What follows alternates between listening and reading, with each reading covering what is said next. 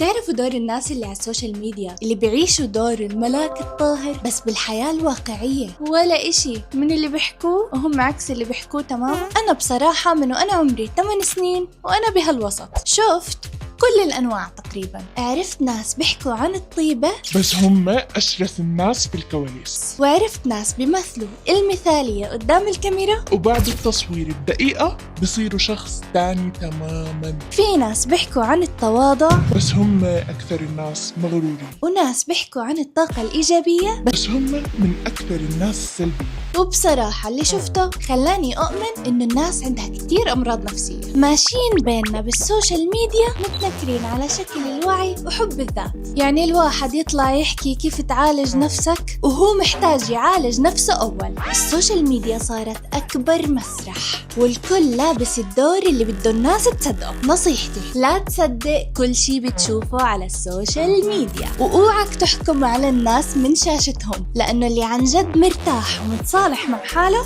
أساساً مش فاضي يثبت لك إنه هو هيك. واللي بده يعيش مثالي يعيشها بالحياة مش بالبوستات. لا تنسوا الفولو واللايك.